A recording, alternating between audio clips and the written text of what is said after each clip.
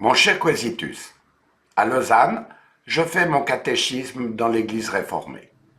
Je suis un catéchumène particulièrement redoutable pour le brave pasteur. Non parce que je suis contre la foi ou dissipé, je suis au contraire très concentré et pose beaucoup de questions sans me contenter de réponses toutes faites. Le bon pasteur est tombé sur une recrue revêche qui veut comprendre avant d'adhérer et de croire. Pourquoi, si Dieu est bon et tout-puissant, permet-il la souffrance? Et Jésus, n'est-il pas qu'un simple homme? À chaque sujet, je monte au créneau et le mets à la question comme l'Inquisition. C'est éprouvant pour lui, mais il se prend au jeu avec bienveillance et contribue à mon éveil aux choses spirituelles.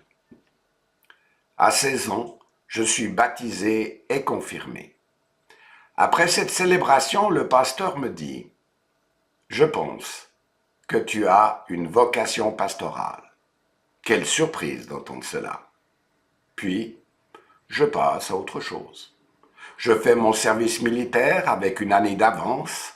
Mon caractère indépendant, toujours l'enfant libre de la campagne, se heurte au système, aux ordres, et je rentre au printemps 1979, fier de mes performances physiques, mais très abattu.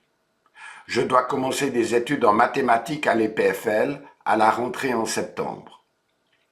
Cette période de vacances et de désœuvrement m'amène à penser à ma vie, à ce que je veux en faire. En fait, me poser la seule et vraie question pour moi, quel est le sens de ma vie?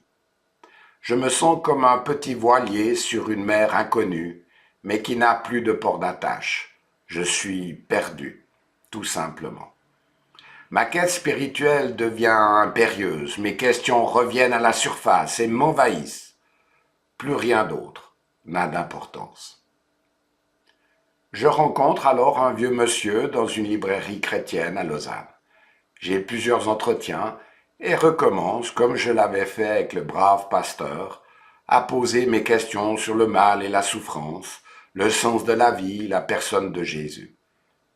Il ne se laisse pas démonter et me dit tout simplement « Tes questions sont importantes, mais je ne pourrai pas y répondre.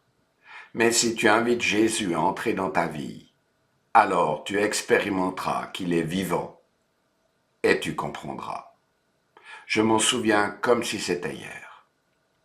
Je rentre et le soir même, en ce beau mois de juillet déjà, je me mets à genoux et demande à Jésus d'entrer dans ma vie, tout simplement.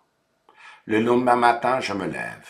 Je sais avec assurance qu'il a répondu à ma prière. Mon existence et mon climat intérieur furent complètement chamboulés.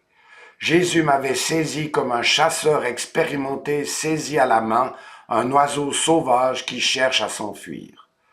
40 ans plus tard, je suis toujours entre ses mains. Dès les premiers jours suite à ma conversion, je sens d'une manière certaine que Dieu m'appelle à le servir. Venant de commencer mes études à l'EPFL, je me joins à un groupe d'étudiants chrétiens et témoigne de ma conversion. Je m'approche aussi d'une communauté évangélique et y deviens très actif.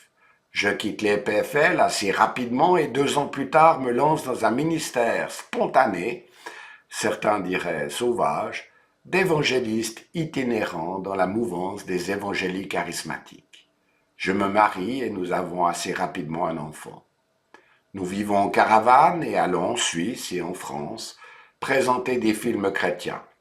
Il m'arrive souvent de prêcher, voire d'animer des camps de jeunes. C'est alors que je suis approché par une association vaudoise de diffusion biblique et deviens missionnaire biblique. Je vais sur les foires et marchés du canton avec un stand de livres et des Bibles.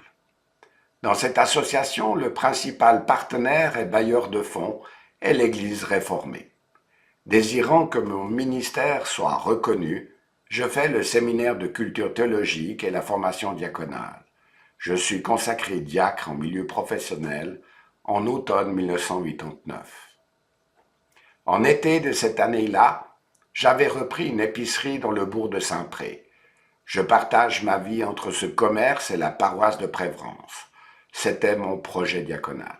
Je préside assez souvent le culte tout en m'occupant du groupe de jeunes.